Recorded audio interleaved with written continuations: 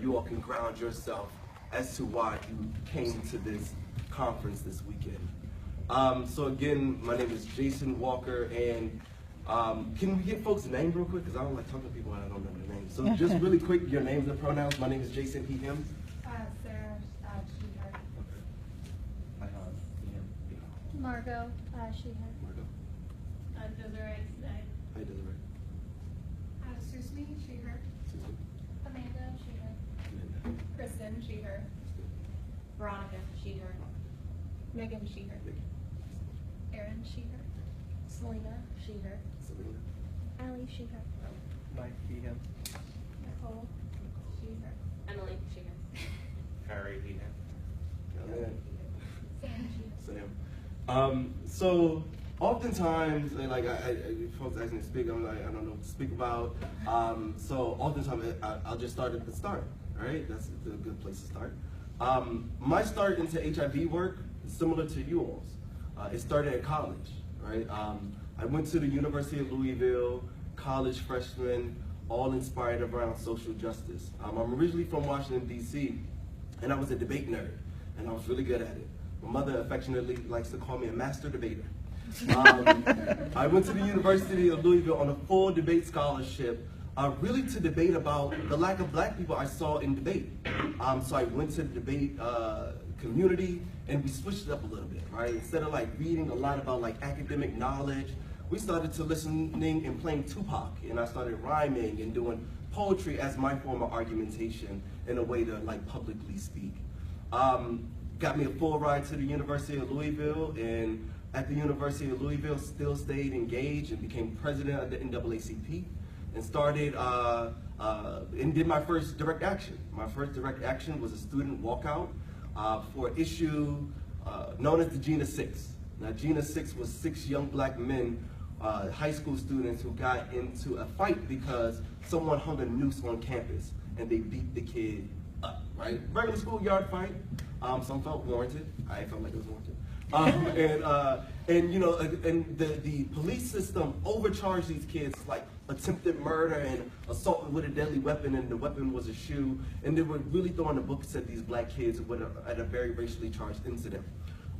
Rapper Mos Def made a call and asked folks to do something on their college campuses. He asked young folks to wake up and do something.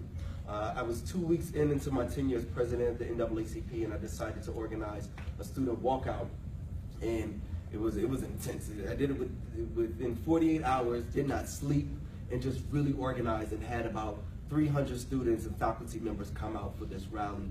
We had the city news there, and it was great. I felt really proud of myself, and I was really like, yeah, I'm an activist now, right? And then I decided to pledge. I decided to become a member of Kappa Alpha Psi fraternity. While I was on my pledging process, my frat always did a health fair. At this health fair, I went and I got tested as I normally did every year, and my test results came back positive for HIV. I didn't know what to do at that moment. I didn't freak out. I just walked out and cried. And the only person I called was the person that tested me the year prior, because me and her had a rapport. And I called her and I told her and I said, I don't know if you remember me, but I remember you. I still had your card in my wallet. I just got tested again and it came back positive, and I don't know what to do. And she says, okay, don't panic, just come, and we have to do blood work for confirmation, and then we'll take it from there. So she asked me if I could go today, and I was like, no, I couldn't go, but I'll be there first thing in the morning. I went. Sure enough, those blood work came back. My lab results confirmed that I was HIV positive. And that was my entry into the world of HIV. But my entry into the world of HIV was in seclusion, because when I received that diagnosis, I assumed and I took in every public narrative that I heard around HIV/AIDS. Faggot, black, demonic, sin, it's your fault, you did it, shoulda did better. Everything that society said about people who contracted HIV. I assumed that within myself, and I created a situation where I denied myself, I secluded myself, and I suffered in silence. And I did that for years, 5 years about. While I was, dealing in that space of silence and denial, I tried to persevere, right? I tried to put it in the back burner and keep going. It didn't work. I dropped out of college about a year after, found myself becoming evicted from my apartment, didn't know where to turn to, because I didn't want the internal stigma that I felt to also be external stigma, right? I didn't want that external pressure. It was enough dealing with that within, but to get it from other places, I don't know if I would be able to do. So I dropped out of college and then figured, okay, I'll try it again. So I started working for a New York City, not New York City, City of Louisville council member. Started working for him. Council member David Tandy, worked for him as his administrative aide in pursuit of being a legislative director. But while I was working there, I got a little disenchanted by the political process because he wasn't the greatest politician, right? He was a politician not of the people, right? And I'm a community organizer at heart, so I'm all about for the people. He wasn't that. He was a career politician. I saw that, and I saw how that was reflected in how he pushed public policy. I didn't want that to be my experience. So I decided that I wanted to move and really jumpstart my career in community organizing. And I decided to move to New York so I could be closer to home without actually being home. You know how that is, right? So I went to New York and I was staying with a friend. And while I was staying with a friend, I found myself homeless again and living in a shelter. While in the shelter, my T cells went from 500 to 300.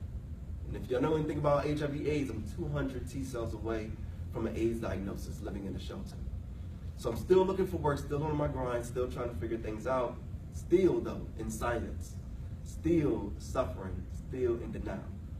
But when I received my test results that told me I was 100 T cells away from an AIDS diagnosis, that's when I said I can't be in denial anymore. That's when I said I had to actually really start taking care of myself.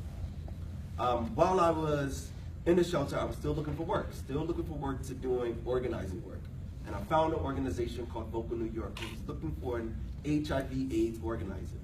Now at this point, I knew nothing about HIV/AIDS other than I had it. That's all I knew. So I applied for the job anyway. And they said they were looking for an HIV organizer who could organize homeless folks living with HIV/AIDS. So I was like, I got organizing experience. I got HIV experience. And now I got homelessness experience. I think I might be the man for this job, right? So I went and applied and I sat in and I gave it my best shot. Now they looked at me and said, Jason, we had a lot of applicants who had work experience doing community organizing work. You have none, right? I was like, yeah, but I have the heart, I have the drive. I've been doing it only because I've been in college. Is the only reason why I haven't had the work experience. And I've been, doing this work for a long time, and it's only been in racial justice. But I think I have the know-how, I know the tools of organizing that I can apply it to the world of HIV/AIDS. And then, I told them about my homeless experience. I didn't tell them I was currently living in a shelter, right? Because I thought that would, mess up my chances of a job. I was going to hire a homeless person.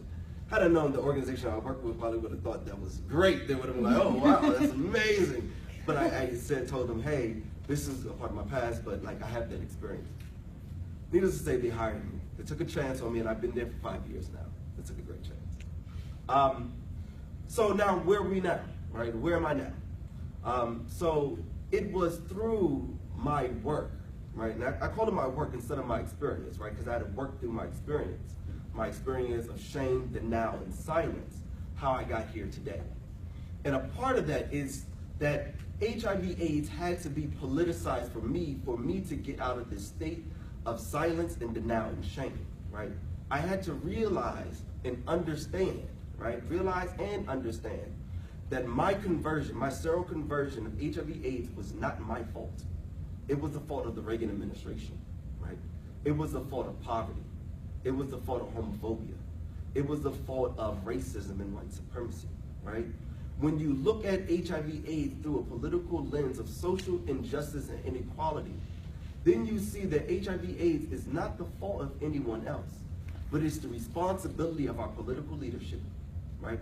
And we recognize that by just looking back at the 80s, when we saw white, in particular, white gay men dying, crying out for help, and we saw nothing but silence from our administration because they hated and despised them, right?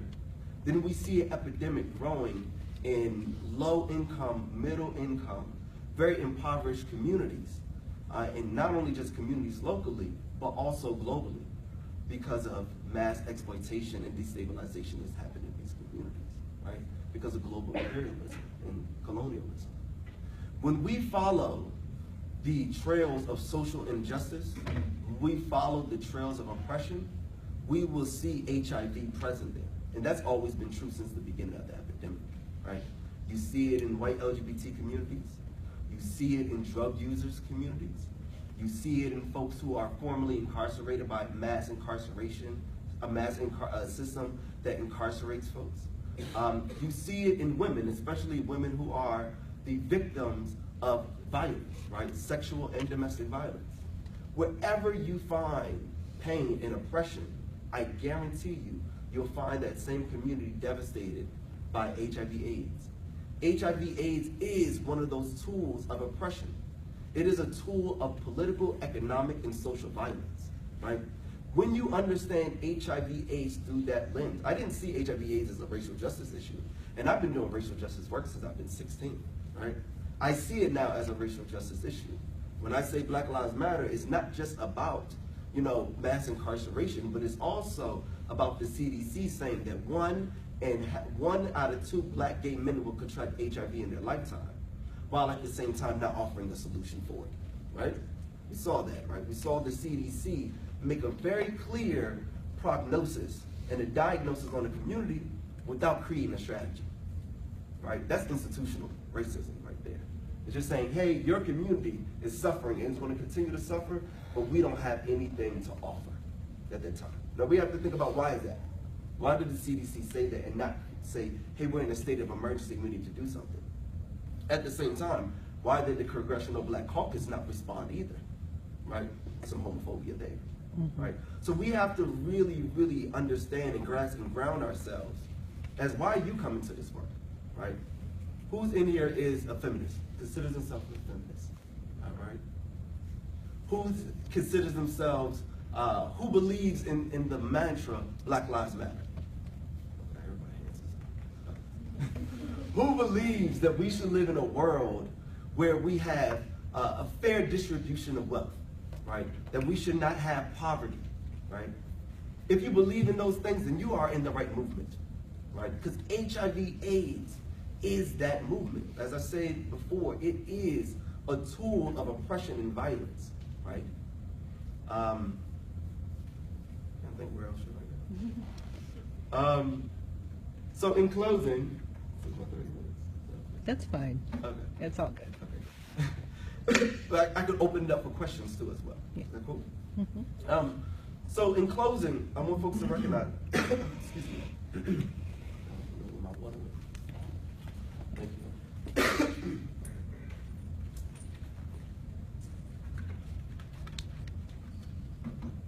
So in closing, right, I'm gonna leave you with 3 things. I love the number 3.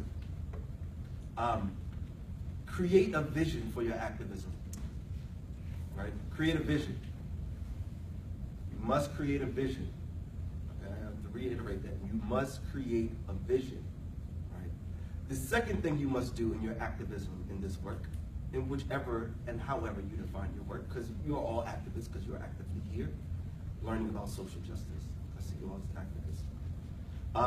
1, you have to create a vision. Create a vision for yourself, create a vision in this work, create a vision in this movement, create a vision in your activism. The reason why you must create a vision, because you then have to have demands, right? If you don't have a demands for your vision, then you will never actualize it. Create the demands for your activism. Then finally, the reason why the demand is important, because without a demand, there's silence. and silence equals death, right? So you must have a vision, and you must have a demand. Because without a demand, you will just have a silent vision, and nothing happens there but death, right? Silence will always, always, always equals death. And I know she has a T-shirt, and it's a slogan that we say in the movement ad nauseum, but it is so real and so true. And even in your personal lives, when you think about the time when you suffered, everyone in here suffered, and you suffered in silence, right? That hurts you. That is also true in our activism, right? We must always have a demand to make sure we access our vision, because if we don't, people will die, right? And that's very, very important to always have a demand whenever you have your vision for the world that you want to see. That's it. And so I'll open it up for questions.